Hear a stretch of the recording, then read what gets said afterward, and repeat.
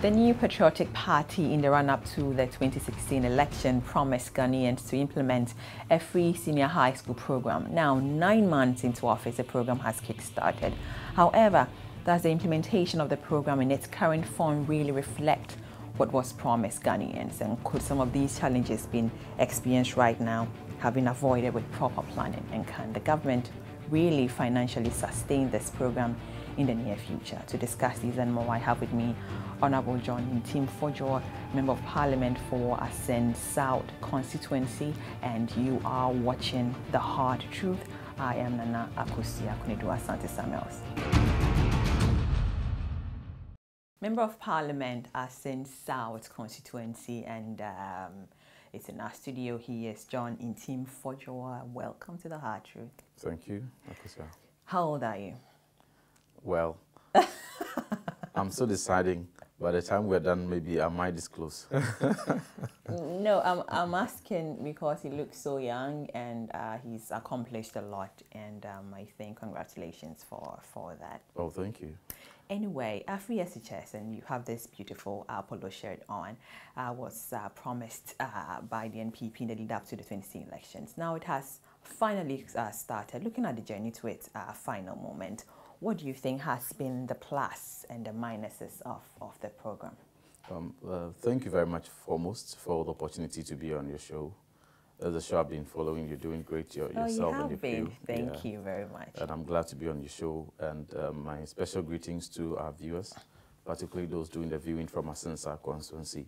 And I must congratulate President Akufo-Addo for this bold and very important policy that will stand in history and will be engrafted in gold in the annals of our history as the single biggest and the most important social intervention policy that Ghana has had, which goes to lessen single biggest and most important. So are you saying that other projects are not? What's it called? One district, one factory, and one dam and stuff like that are not? They are big. So but important. This is the biggest. This to me is one of the biggest, pro-poor policies that in the sub-region, any country would experience, and we would have to congratulate him and the Minister of Education, Ghana Education Service, and all stakeholders that are helping make this rollout successful.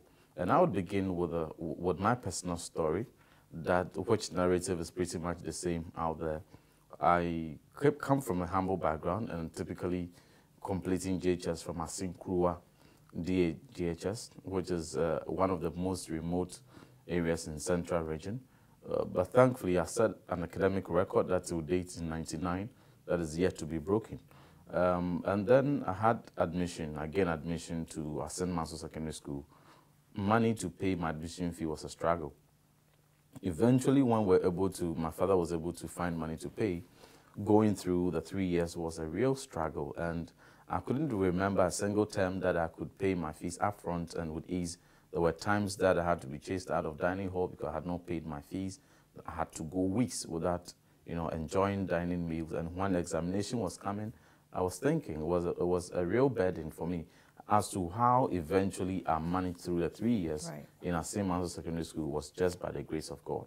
And today, Akusia, as we speak, the narrative is pretty much the same. How there many parents have genuine challenges. They are constrained. The financial barrier is standing in the way of people accessing education. These are very brilliant people with very promising future.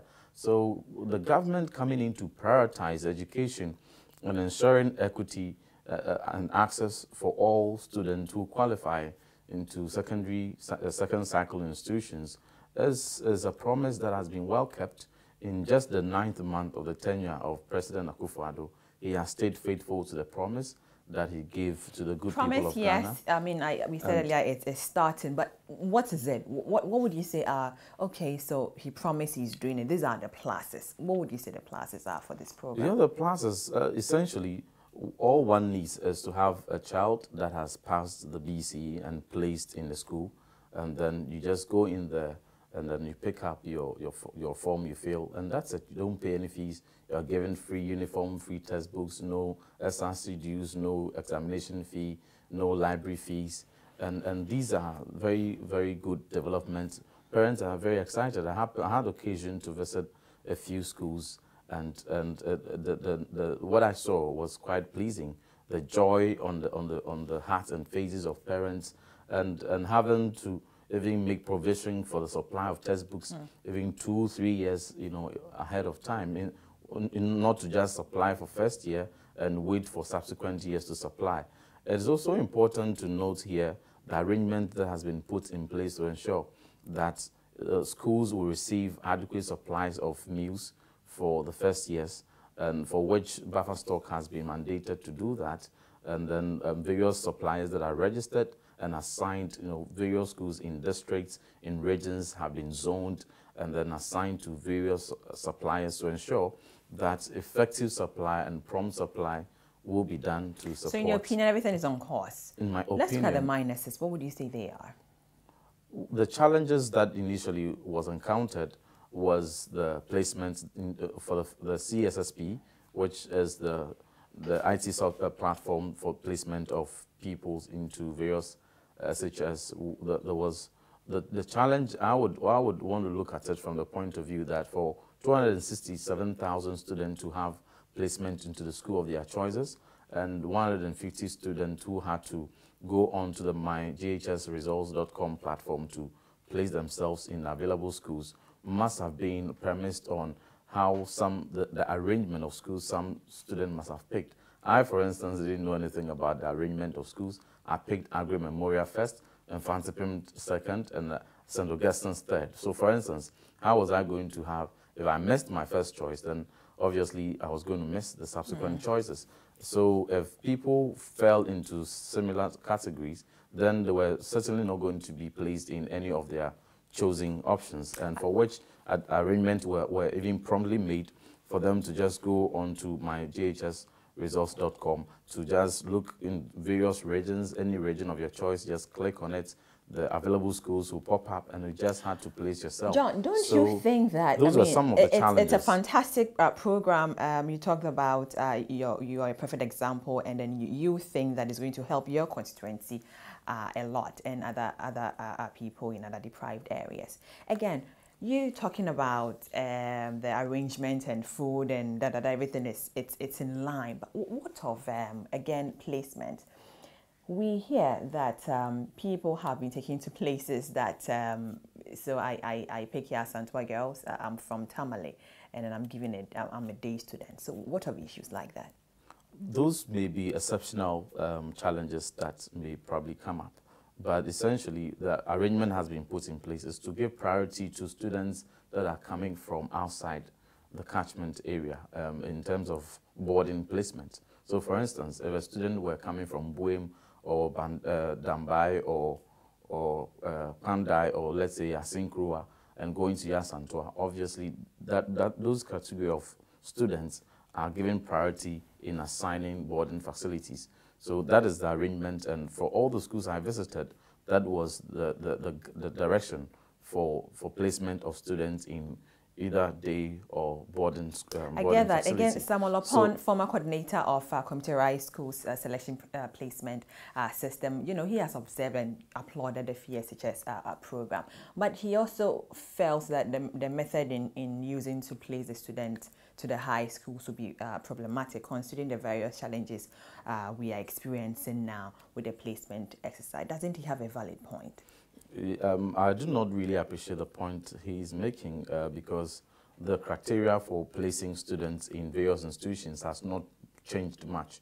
The only change here, which is a very positive one, is the 30% placement that has been reserved for students from from public schools, and that's 30% from the top 82 schools, secondary schools in Ghana, the top rated, the elite schools, so to speak, where that allocation had to be done to ensure equity. For instance, so people who actually completed public institutions, from some deprived communities, would have equal access to also enjoy such facilities. So that 30% was reserved, and then the rest 70% was open to students that, by merits and by way of performance. So once the highest performers were placed in order until the 70% was filled, then the cutoff is set there, and then the window is open for public students who completed public schools to also be placed to fill up the 30%. So I do not see any challenge that he is probably talking about. You said free SHS for all. It didn't categorize and say, I'm from the best school or you are going to whatever school. So it should be, I mean, are we segmenting? Are we saying that, okay, so you have this grade and you should be given priority first? I mean, that wasn't what was promised. There's no priority. Everyone every student that has completed GHS and finds themselves placed in any school, whether elite, whether third class or second class or first class school, enjoys free SHS. I'm just giving you an additional feature just to be able to ensure that this was not done in the past, that you would only find, this is a pro-poor policy, and one of the elements, one of the characteristics of this policy that makes it a really pro-poor policy is that 30% of allocations, even in elite schools, which hitherto would have been occupied by students from the top-rated private basic schools, who would have had all the 6 ones or 8 ones. Because on merits, they would probably consider those ones first. So the 2 streams of placement was done. It is not to suggest that there was categorization and that a certain group of people are not going to enjoy.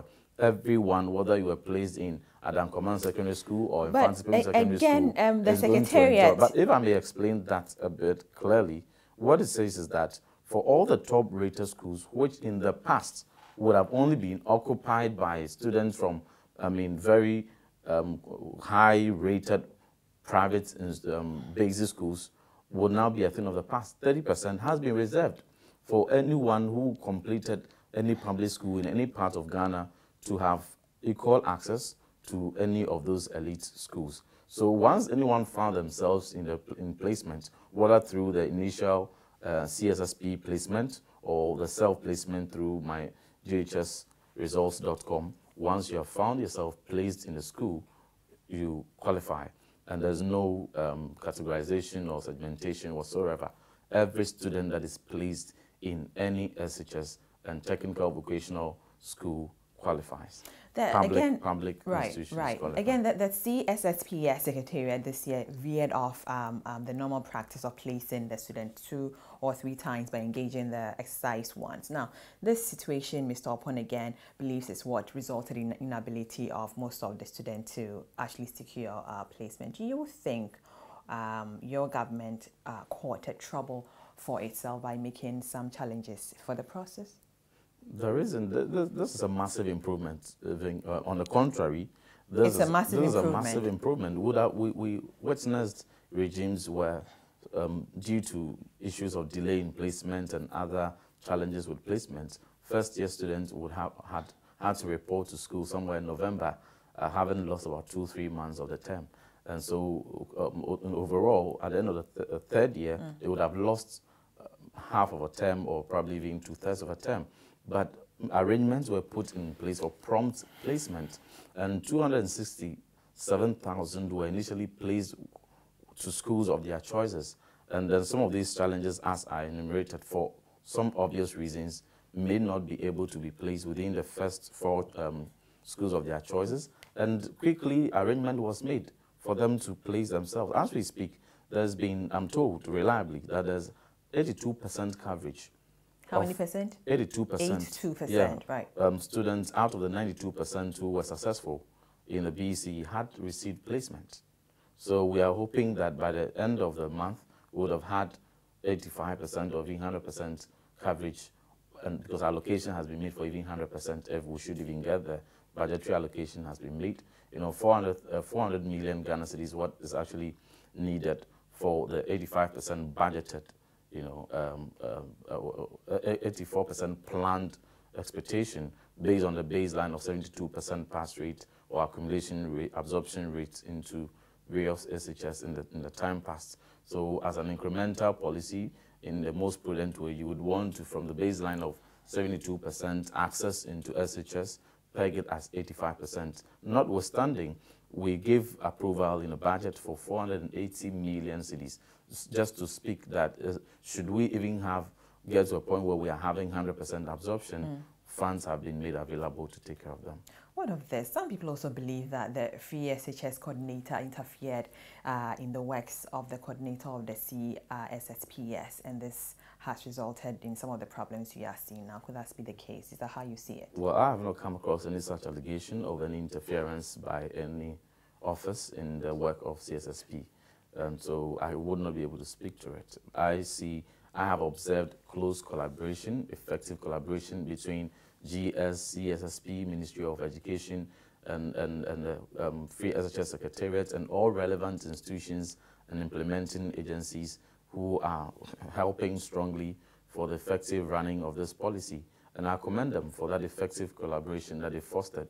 I have not come across any such would have been so wrong to have allowed the Secretariat to do their job. I mean, yes, we could have the program, but you do your placement, and then our free SHS, I mean, will be there. What would have been so wrong for that to have happened? Yeah, and that is exactly what has been done. You know, the placement was done by CSSP, not by free SHS Secretariat. Obviously not by that, but GS, not by the Ministry. Wasn't there some backdoor? Can we agree, or can we assume that there was some backdoor agreement or some interferences? Hence the challenges we have. I think it's very easy for people to have that tendency of having the perception that there were some backdoor arrangements, probably because during their tenure there were backdoor, perhaps. So, I mean, when you're used to something in the past, then it's very easy for one to have that tendency to believe that in this arrangement there may have been. But I'm telling on authority that there was no such backdoor, there was no such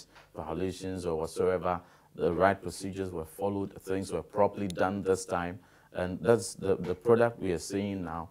There's a manifestation of the effective collaboration and the effective methods and approaches that were used, that were unparalleled without any such interferences that may have been observed in the past. We'll be right back.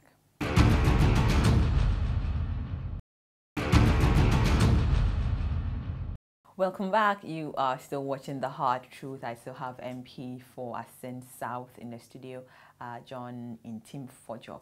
John, do you think that the Education Ministry did enough consultation with the necessary stakeholders in planning and implementing the policy?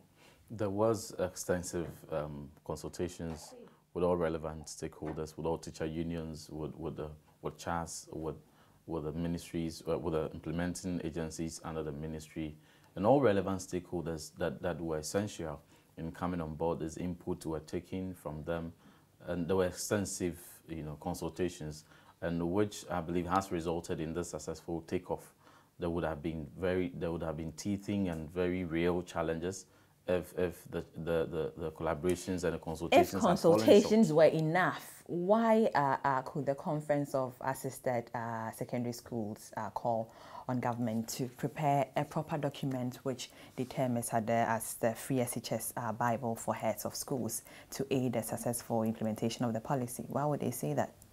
Of course, it's in line for any stakeholder to request for additional information that would be more useful and aid them in being more effective at rendering their part of the implementation to ensure a successful implementation of a policy. What of a clear roadmap? I mean, there is no clear roadmap to it. So we know, yes, it has kick-started. So what next? Yeah, the roadmap is clear. Is it? We are starting with first years for this academic year, new entrants, and this is our 9th month in the first year of the tenure of President Akufo-Addo, and then the subsequent academic year, the next academic year entrants would also join. So we're going to have 2 streams next year, and by the 3rd year, we'll have the 3rd stream also coming on board. Campaign promise said free SHS to all. So if I had a ward who was in 2nd year, I'll have in mind that, okay, so when the school reopen, they'll have to go to school for free. Yeah, that has been the argument of the minority.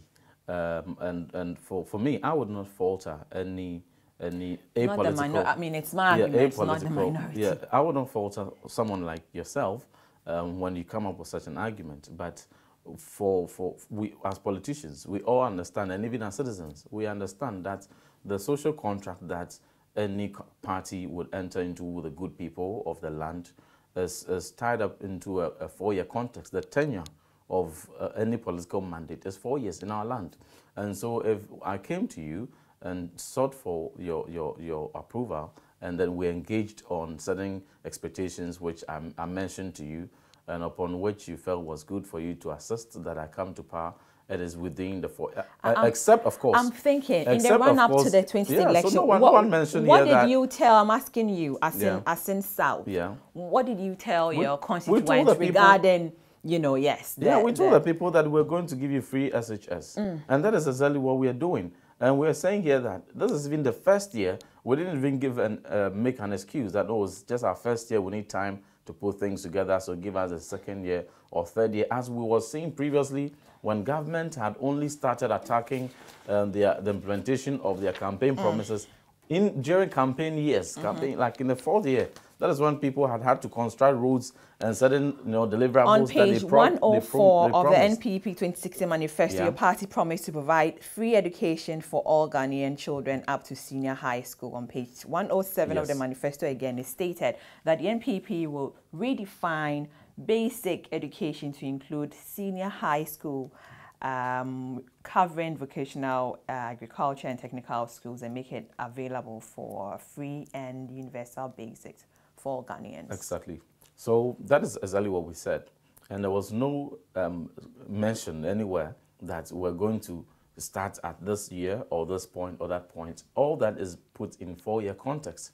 Now, it is very commendable that even within the first 9 months, we have been able to roll out the first entrance. One stream is taken care of. By the second year, the second stream will also come on board. And by the third year, all the streams would have been put on board. And so if we're going to give accounts at the end of our tenure, we would have successfully implemented free SHS and all streams would have come on board. And here, when you're implementing a policy as comprehensive as free SHS, so you mentioned that, you mentioned, John, that now you are starting with the first years. Yes. So can I assume, can Ghana assume that moving on, those in second year and third year will also benefit? I mean, is that going to be the story? No, we are starting with the people that are new entrants, and the next year they will be in second year. There will be new entrants. What of provisions for continuing students? What are provisions for them? In the context of free SHS, we are starting with a new entrance. And if it should be appreciated. No, hold on. Could it have been so difficult for you to stand on the campaign platform and said, free SHS for new entrants, so parents won't think and won't be grateful to Nana Addo and his party to perhaps have a free education for their awards? On the contrary, parents are excited. They're excited that it's a fantastic. They're excited that we made a promise, but exactly, and then we have delivered and we have fulfilled that promise. The issue of whether a fraction of parents. What of me? I have a ward in senior high, second year, and third year. People have same stuff. What of them? You see, and that is when people come up with that argument. It is valid, but here again, let us understand that fundamentally, if we would appreciate the social contract we enter into, so long as manifestos are concerned, are tied to 4-year context for a tenure that is 4 years, then we will appreciate that within the 4 years, timeline is clear. Starting with the first stream, in any case, in any case, if this has been started, now?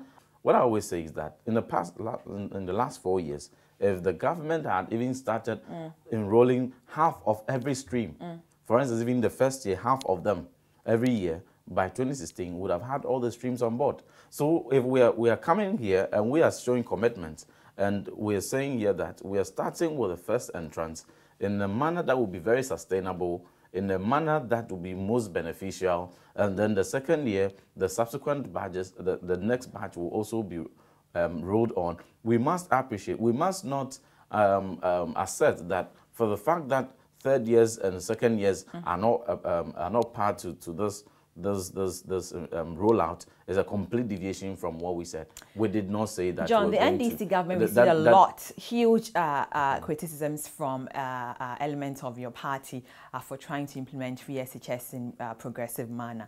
And yet, with the NPP government currently implementing the free SHS, isn't that the same progressive manner? I debated in a different form. I debated two of their frontliners in such debates this morning on two different platforms before coming here.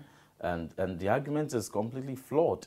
What they should give us, what timelines clearly did they give of any progressively free SHS that they thought they were going to implement? I have here, and I might not think that it's being fit to repeat, how the words with which some of these frontliners, who are debating in line with education, the words they use to describe the policy that we sought to implement way back from even 2012. They said it was not possible. There was nothing like free SHS. It is not possible. It is not in any immediate or distant future that is going to be possible, and that anything free is not quality. So their position was made clear. Today they are taking a U-turn and saying that they were going to give progressively free. Let me tell you what they did. They selected under the so-called deprived students. They selected across the country 10,000 students and pay them just about 85 cedis per term. That arrangement is still in place, and we are committed to continue that. So we are going to be there. They are in continue. They are third year. It's a new form, and you are also doing it in a new form. Is what I'm saying. Let me make it clear. I'm listening. 10,000 so-called deprived people were selected, and they were given 85 cedis per term, and we are looking at 400,000 students. I mean, it's not the same. 400,000 students, 10%. What's the percentage? Free for all. And 85. Not a fraction. And all, 85, all, yes. not a fraction. And 85 cedis. We are looking at minimum 1,100 cedis every term. In a year, it's almost 10,000. In the 3-year period for one to graduate from SHS, a parent would have saved almost 10,000 Ghana cedis. And you are looking at 85 cedis a term. In any case, we are going to go ahead and even pay that 85 arrangement that is existing for those 10,000 people that were selected. And see, when you're looking at a comprehensive policy, if one is abysmally, just selecting 10,000 people out of, over 1.2 million population who fall within that category, and giving them 85 cedis a term, which does not even cover their boarding or even their textbook fees or even their uniform. You have upped your game and then you say that, that they sought to... I see. No, and but let me land on this point. And they say that they sought to implement free education progressively, that we may probably would get to free education in the next 100 years, because there was no timeline given. At least we have come and we have started immediately. They did not state that they were going to start during the tenure, even the tenure if they had won. There was no assertive position that they were going to start within from 2017. They didn't give any timeline. So if they are able to come with any document in any part of their manifesto that says that NDC plans to implement free SHS progressively, we are going to start rolling out, let's say, first-year students in 2017, and then the second-year students in 2018, and in that order, I would have agreed with them. But if there was no such, counter proposal that was given, and all they said was to condemn the possibility of free SHS ever being implemented, and by the grace of God, everything is possible with God, and by the vision of President Akufo-Addo, we have seen the implementation of free SHS not in 2032, not in 2050, but in 2017, then all critics must now come together and applaud the president for his courage shown, for his vision shown, and showing high-level sensitivity to the plight of many Ghanaians who would find, a cost to education a barrier. Let me tell you this. Going around my villages, there are a number of situations one comes across. Someone may have 2 or 3 kids that are in school, and then one completes GHS, has to go to SHS. One has completed SHS, has to go to the university. He needs about 1,700 to pay the tuition fee and admission fee for the one entering the university. He needs around about 1,100, 1,200 to pay admission fee for the one that is entering the university. He's limited in funds. So what he does is that he must apply opportunity cost. One of these students will have to, truncate the education. Either the one proceeding to the university to sacrifice for his younger sibling to enter SHS, in or the beginning I the said one from it's GHS a fantastic project. will have to sacrifice. But if you but now, are talking, but now there is that and if opportunity you are appealing to the general public, and if you want everyone to buy into that, you promise that free for all. I wouldn't want us to go, but I was thinking that. But hold on, I was thinking until you understand everyone, that in the political context, everyone. it is 4 years Anyway, now. We may continue so, this why back are you and forth. starting now? Who has asked you to do that now? Why won't you wait, have a proper plan in place and start? Anyway, one of the objectives of the free SHS is to improve accessibility to senior high school. We said that earlier. However, John, some experts feel that with the policy being implemented, it will not be adequate to improve accessibility. Is that how you see it? First and foremost, let me chip in this, and I would see it as a correction of the submission you made. Contrary to your view, there is proper arrangement put in place for the implementation, and I'm a policy analyst, and when you're rolling out such policies, the planning and the implementation thereof, and then you structure it in the manner that free SHS has been done. We'll be receiving comment from the experts who are policy analysts, and they will tell you that this has gone through one of the most effective, phases in any way that you look at it, and it must be applauded. So, contrary to the view that we may have had to wait till proper plans were in place, there couldn't be a more proper plan than what we have now. And accessibility is also given, like I told you, accessibility has been increased from the baseline of 72% in the past 3, 4, 5 years to 85%. And as we speak, that's even just the projected. As we speak, there's 82% placement. By the end of the period, we would have had perhaps even more than 85%. So accessibility has been increased. You have to pass all the core subjects. What of this? What of making it from... No, accessibility has been increased. Yeah. If we want to objectively look at this, accessibility has been increased, and if you want to look at the two regimes, people that fell within the category that most of us did, would have found themselves in certain schools if this program had been in place then. So there's a lot of advantages. But now there's a new clause that says that you have to pass all the core subjects. No, so if I get 1 and then I fail in say math or English or science, I'm not going to enjoy free SHS. Fundamentally, 92. Let's move away from the generals. Let's tackle the specifics. 92% of the students were successful by GES, report, and out of this 92%, 82% of the students have been placed. And then the baseline was, in the past, in times past, in the last year, last 2 years, last 3 years, last 4 years, 72%, whichever criteria one would apply, and however acceptable one will find that in comparison to whatever criteria that must have been used for the selection in this particular policy, 82% as we speak have been placed, and a clear increase of 10% from the baseline. Right. So if one is critiquing on premised on facts, then they may withdraw that critic from if sudden, But John, again, would it have been difficult? Would it have been difficult? When accessibility has increased, right? Then there's no need to critique accessibility. But I want to know if it would have been so difficult to say, right from JHS, I mean, whether you pass the BEC or not, I mean, there won't be any BEC, just move on to. So if you have to be repeated to get better, to get to senior high school, that would be done. Why not that? For free SHS, one of the principles and the pillars that underpin free SHS is quality. Right. When you're ensuring quality education, what you ensure is that proper systems are put in place. There is a reason why there should be a selection criteria. There is a reason why an exam will have to be taken, and in any parts of the world, for any entries to be made into the next stage of education, some form of test will have to be written, and the criteria of selection will have to be determined. And it is done everywhere. There is, and Ghana is not the only or the first country that is granting free SHS. If in UK and other parts, advanced jurisdictions, these arrangements have been in place for a long time. Wouldn't that have been easier? And they still have GCE levels. They still have their entry level entrance exams and they have all those. So it is not a wholesale.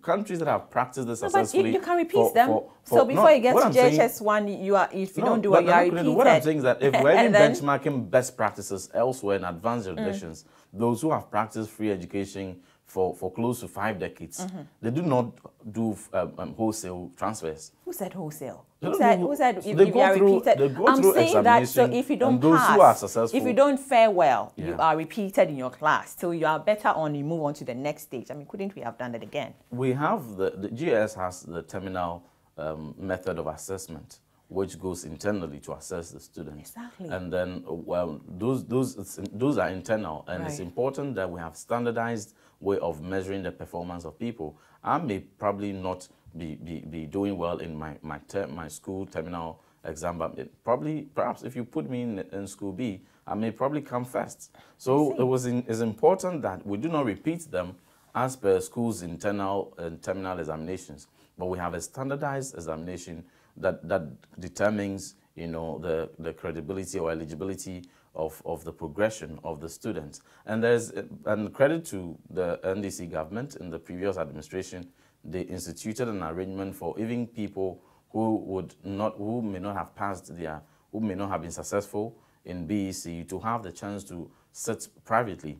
And this year, 7,000 of such candidates from the previous years who applied and hooked onto the platform were placed by CSSP. So that is the system we need to encourage, that if those who are not successful, the 8% who were not successful this year would have the opportunity to write privately and then hook on to the next intake subsequently. But we must encourage quality, because the fact that it is free, we still, and the President Akufo-Addo this morning at the launch of Free SHS made it clear and stated emphatically that we need to ensure quality education. And we're ensuring quality education. It is tied to even infrastructural expansion. It is tied to quality training of the teachers and motivation for the teachers, for which, starting today as we speak, the restoration of teachers' training allowances has been effected. So we're looking at Free SHS not just by placement into schools and paying for their school fees and their uniforms and examination fees. We have and even supplying them with meals, but we're also looking at all the other important factors that all together come together to forge to actually churn out quality student and quality product and educational system. So this is a comprehensive policy, and I believe that maybe we may have another opportunity to probably go deeper into the arrangement and structures that have been put in place. And we would appreciate at that point I can't wait for that. The good job that the originators of this policy, led by President Akufo-Addo, we would give them much needed credit. We'll be right back.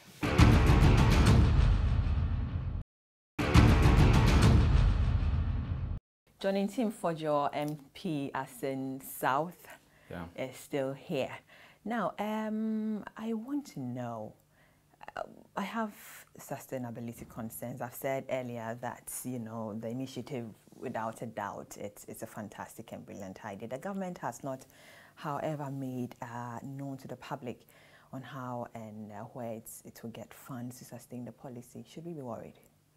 No, it is obvious. We all know the sources of funding for government, and governments derive their revenue from various streams, through taxes, through export revenue, through oil find, through gold, through cocoa. So how many of that? You want to know how many of that? So getting from cocoa here, all this the revenue amount here. are put in a pool, in a consolidated fund, and then out of which government disburses. If it were a specific donor-funded project, and a specific fund had been set aside for that one, then we could make reference to that. But this is a fund, we believe that, you see, we have lots of revenue here, every year that the government receives.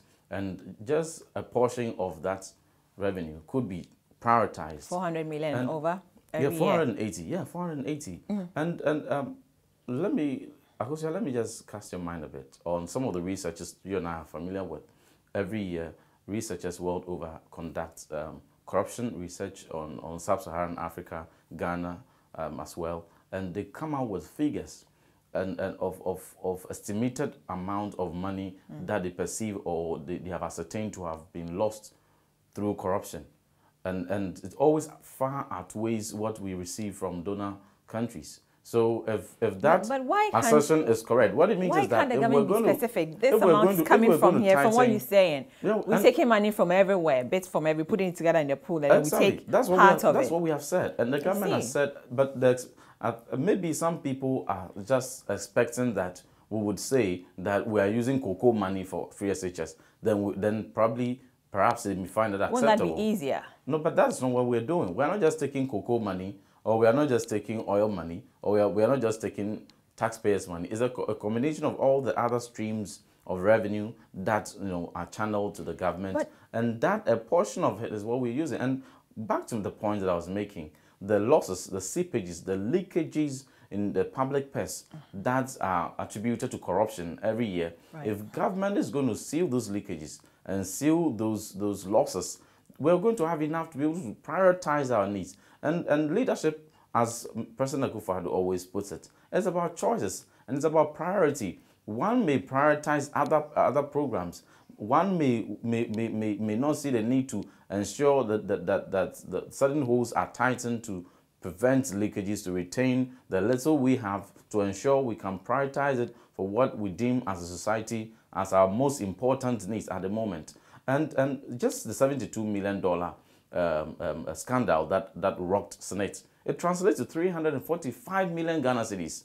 I see. Just that one. We are talking about we heard about bus branding. Some other time. But this is just several aspects are joined, including think tanks in Ghana. Imani and I say you have already been expressing doubt for some time on the sustainability of the policy. The government has, had enough time to respond to these concerns. Yet there still hasn't been any concrete assurance backed by evidence that, they know where how to get the funds to sustain the policy. Could it again be that government itself is in the dark and can't, sustain the policy? Can we all assume that? And again, I mentioned that perhaps if one is prejudiced in just wanting to hear that cocoa money is specifically being used for free SHS, or we are getting money from the Denmark government for free SHS, or oil money is specifically what we are using, and so probably, or let's say GET fund has been set up for free SHS. I think it's that prejudice that is constantly not making it helpful for people to accept the repeated and time again repeated assertion that the 480 million Ghana cedis that was allocated in the budget, which Parliament we signed appropriation thereof for the appropriation of such funds, was not to come from a specific fund. It was to come from the public financial purse. It was not to come from a certain specific stream.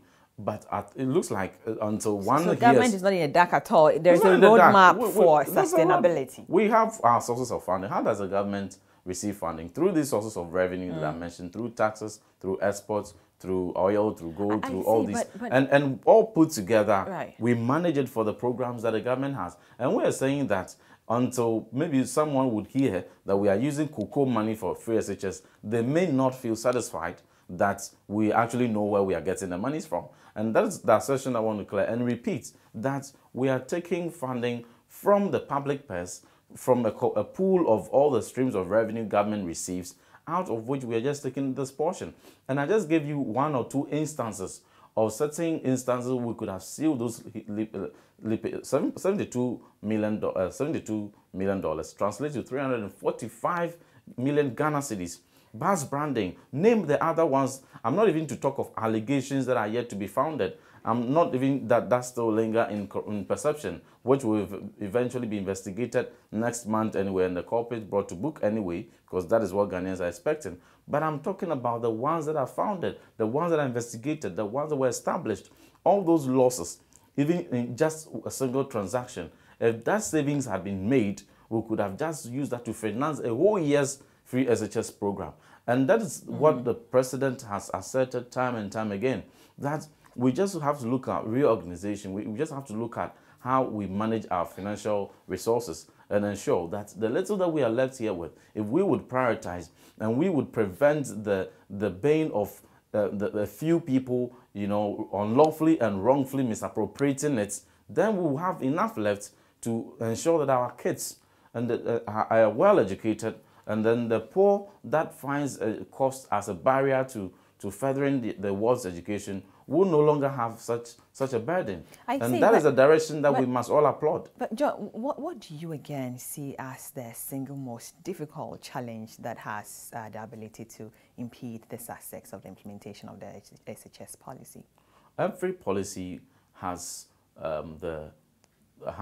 is prone and vulnerable to certain lapses, but the sustainability thereof lies largely on political will. I say this because, you know, MPP is noted for initiating social intervention policies. We remember NHIS and other policies that were initiated by President John Ejekum Kufuor. And then after 8 years in office, when we left office, within 8 years, we know the state we have come to find it. Obviously, when one group of people or a group of people do not believe in certain social intervention policies, even though they tout themselves as a social democratic party, but cannot boast of a single social intervention policy, you know, and there's a turnover, and then within a period, those policies are run down. But we have the same technocrats, you know, existing in those implementing agencies. Then you can point out confidently to the issue and the problem of political will.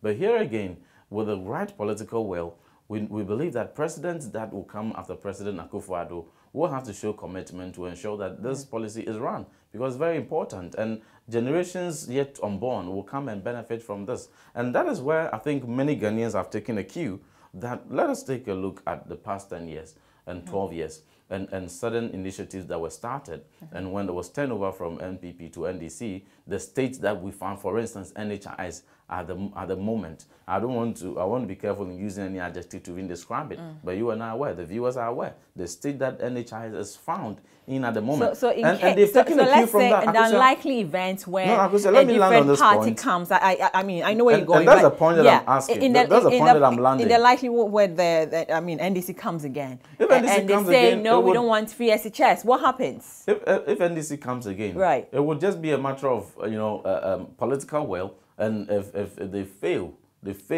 to, which is very obvious, because, I mean, that's exactly what has been done the past years. And that is where Ghanaians have taken a cue, that NPP comes consistently to initiate very good and formidable policies that is pro-poor, that is to the benefit of masses. These other people come in and then they run them down. And so we would have to this time preserve the legacies and the opportunity that Ghanaians have had for NPP. Let me tell you, Japan has a political party that has been running for 50 years. And they've not had cause to change it. Why? Because they are happy with the decisions taken. They are happy with the programs and projects that they implement. And they do not find it prudent, the opportunity cost, sacrificing this one for unknown ones or them that have some track record that are not too pleasant. Do you think Ghanaians are taking a cue from this, that look, with this free SHS, we're not going to run it like we did in NHIS. We're not going to have any turnover for some people who had no clue, who never believed in our children going to school for free, to come and run it down for us to go back to the struggling times where people had to go and borrow money to pay for the SHS. A sit-down meeting with both parties, so NDC and PP, and look at it. So this free SHS, do we like it? Yes, we both like it. What are the challenges? Okay, these are the challenges. It's sorted out. We want to continue. Yes, can't there be something like that? This is a national policy, and it has come to stay as a national policy. Yes. Successive governments would have to continue. But the point that I'm making is political will is an individual leader's decision to prioritize it, to allocate, because now we're having, you know, multiplicity of projects and needs competing for limited resources, and that's been the narrative in every jurisdiction. So what receives attention largely depends on political will and what the leader sees to be the priority of the people and what the leader is fully committed to. So what we are saying here is that presidents will come after President Akufo-Addo has successfully served his 2 terms, and I'm very confident and optimistic that it would be one of the MPP, you know, party folks that will continue and take over after President Akufo-Addo. I see. And whoever would continue would have to ensure that the same level of commitment and political will that was shown by the originator of this policy, President Akufo-Addo, will have to be sustained. But I am ruling out any possibility of NDC, having that opportunity again to, showcase their what they do best, corruption and incompetence. The government is currently trying to implement many of its promises at the same time. Many feel that it could be problematic for the government to take care of all of that at the same time. Do you share their sentiments? It's a matter of priority, and I believe that these are projects and programs that have been budgeted for, meaning allocations have been made for them. There are, like I said, in every jurisdiction, one of the biggest, challenges that are faced that face government is unlimited problems and limited resources, and how to meet those needs. So once you have your priorities right and you have optimum allocation of resources to target those problems, there shouldn't be any unforeseen problems. So it can be tackled at the same time with the right priorities. Yeah. Now we are having IPEP also, that is also being having run. What again? IPEP. Right. Yeah.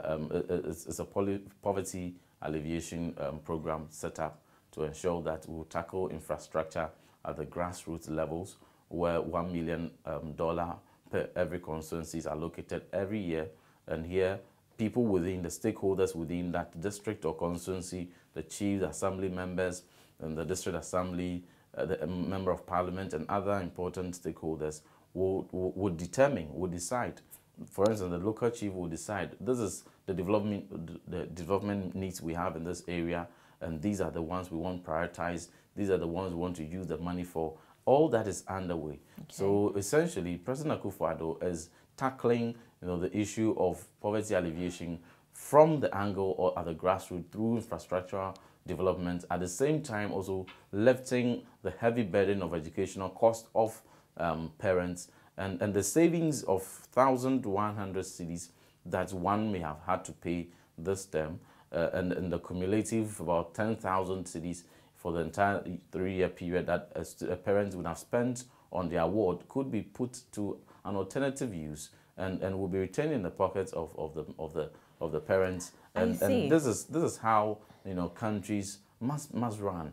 There's management and policies that seek to ensure the livelihood of the people. Time is not on our side, but I want to find out, policies coming down to your constituency, I want to know, what did you promise them to get you elected, and how are you fulfilling those promises? In terms of education, we had educational policy. I had educational policy that was to be in tandem with President Akufo-Addo's flagship free SHS.